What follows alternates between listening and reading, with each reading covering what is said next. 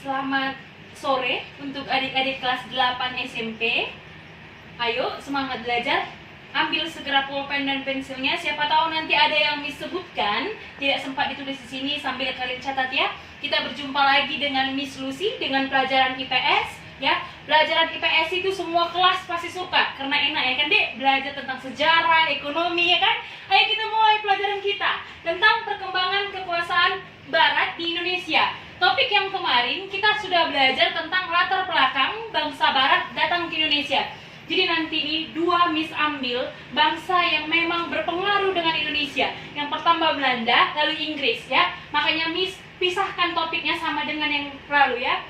Yang pertama nanti Miss bagi kekuasaan Barat itu. Yang pertama Miss lihat dari Belandanya, Belanda dengan membuat VOC, lalu Inggris, Belanda lagi masuk. Oke? Pertama, kita bahas tentang kekuasaan Belanda, tapi kita mulai dengan kongsi dagang mereka ya kan. Awalnya dibuat kongsi dagang itu adalah 20 Maret 1602. Oke? Tujuan katanya dibentuknya VOC ini untuk menghindari persaingan sesama Belanda atau sesama pedagang ya Dek. Karena tujuannya sebenarnya dibuat apa? Untuk merangkum semuanya para pedagang dari Belanda. Lalu yang kedua, untuk Belanda tidak bersaing dengan bangsanya sendiri. Lalu untuk supaya mereka erat melawan bangsa asing yang juga datang ke tempat kita. Lalu yang ketiga, monopoli perdagangan. Mereka ingin berkuasa untuk perdagangan rempah-rempah. Udah, VOC tidak hanya untuk kongsi dagang. Jadi mereka membuat yang lain, mereka menguasai kekuatan politik dengan cara melalui hak oktroy. Hak oktroy ini apa, Miss? Adalah hak istimewa. Hak oktroy itu, ayo kita baca yuk isinya. Yang pertama, mereka ingin monopoli perdagangan, ingin jadi satu-satunya yang menguasai perdagangan rempah-rempah. Lalu mereka dengan cara apa lagi, Miss? Mencetak uang sendiri, mengadakan perjanjian, segala macam nanti perjanjian yang dibuat untuk di Nusantara atau di Indonesia, lalu menyatakan perang. Mereka berhak menyatakan perang, lalu memungut pajak dari rakyat, lalu menjalankan kehakiman. Maksudnya menjalankan kehakiman, kita harus ikut hukum yang dibuat oleh mereka. Lalu memiliki angkatan perang sendiri. Jadi mereka nanti buat angkatan perang untuk nanti serangan-serangan dari luar, mereka punya angkatan perang sendiri. Lalu tahun 1709 VOC ini bangkrut. Miss, kenapa VOC ini bangkrut?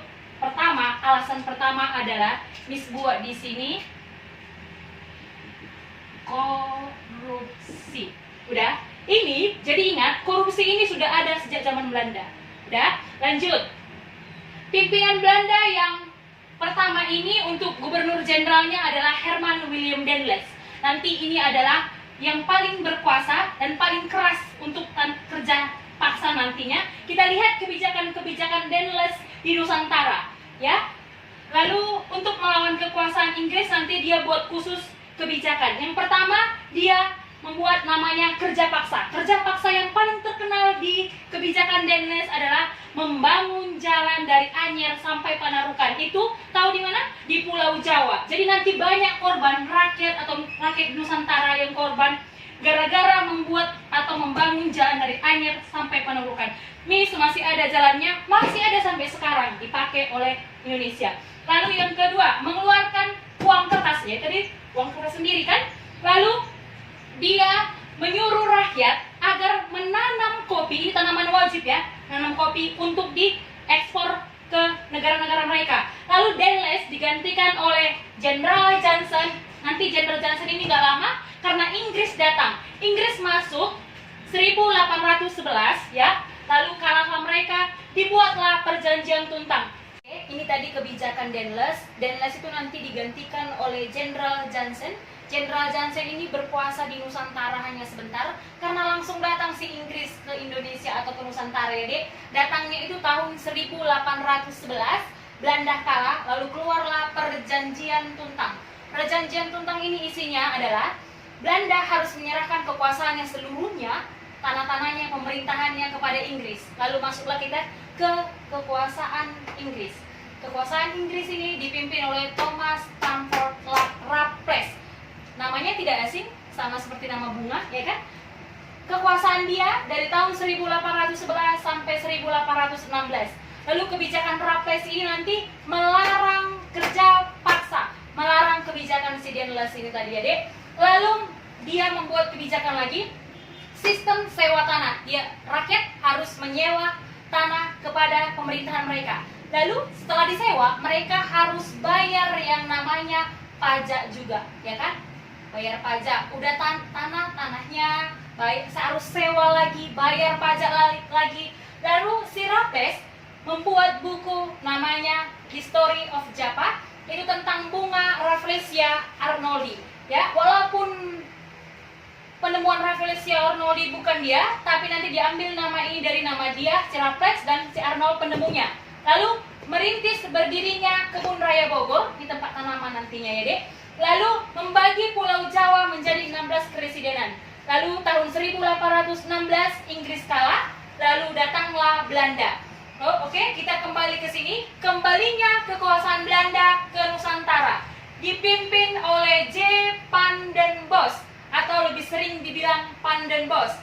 Mereka datang kembali ke Nusantara karena kas mereka sudah datang. Mereka harus isi lagi kekosongan kas negara mereka karena mereka sering kalah akibat perang. Lalu mereka membuat kebijakan untuk mengisi kas Belanda yang kosong. Mereka membuat kebijakan yang namanya tanam paksa atau Kulturstelsel. Isi peraturan Kulturstelsel ini dek, yang pertama, 1/5 dari lahan ditanam tanaman wajib. Miss, apa tanaman wajib yang di sini? Katanya tanaman wajibnya itu adalah kopi, tebu, teh. Ya, ini tanaman perkebunan semua kan dek, tanaman-tanaman keras, tanaman yang jangka waktunya lama. Ini sudah pernah bilang tanaman keras itu apa yang dimaksudkan, bagaimana jangka waktunya. Sudah pernah Miss ulas di pelajaran sebelumnya. Lalu yang kedua, hasil harus dijual kepada Belanda. Jadi hasil tanaman yang disuruh mereka ini ditanam 1/5 dari lahan milik mereka harus dijual kepada Belanda hasilnya. Oke, yang ketiga, rakyat yang tidak punya tanah harus melakukan kerja rodi 75 hari. 75 hari ya, 75 hari setiap tahunnya. Jadi selain mereka bekerja di tempat pemerintahan Belanda, mereka harus menyisikan waktu mereka untuk melakukan kerja rodi. Maksudnya kerja paksa di sini, tapi waktunya ditentukan 75 hari ya kan dek. Lalu kerusakan katanya ditanggung Belanda. Nah, katanya, tapi nanti kita lihat bagaimana penyimpangannya sebenarnya. Oke, inilah tadi isi atau peraturan Kulturstelsel. Kita lihat penyimpangan yang terjadi dari isi peraturan ini. Katanya tidak disebutkan di situ rakyat harus merelakan tanahnya 1/2 kan, tapi 1/5. Tapi nyatanya mereka melakukan penyimpangan. Rakyat harus memberikan setengah dari lahan mereka untuk ditanami tanaman wajib ini. Lalu dikenakan pajak lagi sudah tanah mereka. Oke?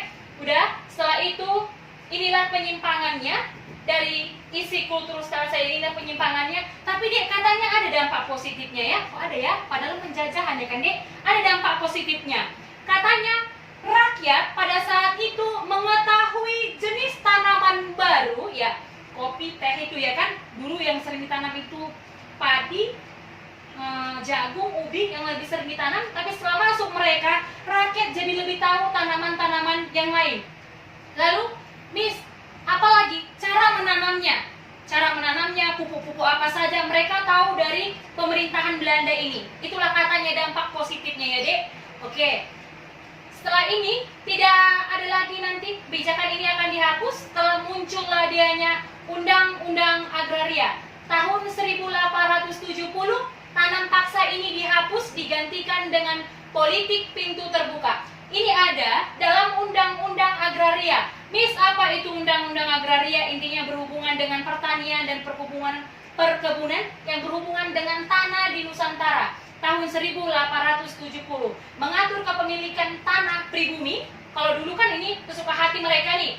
Itu tanah kalian, ini tanah kami, ini langsung dibagi. Pribumi yang ini, pemerintah yang ini. Muncullah usaha pengembangan perkebunan. Jadi dek, perkebunan yang ada di Indonesia ini, misalnya perkebunan apalagi kelapa sawit, karet, segala macam, mulai ada pada zaman Belanda. Jadi kita mulai tahu perkebunan itu nanti muncullah perkebunan di Indonesia pada masa kekuasaan Belanda di Indonesia. Makanya banyak perkebunan di Indonesia saat ini itu berasal dari Belanda ya Dek. Miss mau tanya, Belanda keluar kapan? Belanda keluar Maret 1942. Setelah itu masuklah Jepang ya. Itu untuk materi pelajaran yang berikutnya. Oke, sampai di sini dulu topik kita tentang perkembangan kekuasaan Barat di Indonesia. Kalian ulanglah video ini. Kalian catat yang penting-penting. Setelah kalian catat nanti Miss akan kasihkan kuis empati. Kuis dan empatinya dikumpul kepada wali kelasnya. Saat mengerjakan kuis, tutuplah rekaman video ini, tutup juga buku atau catatan kalian, lalu kirimlah jawaban kalian kepada wali kelasnya. Tetap semangat belajar dan jangan mau menyerah dengan apapun juga itu yang ada, isu-isu yang ada di luar.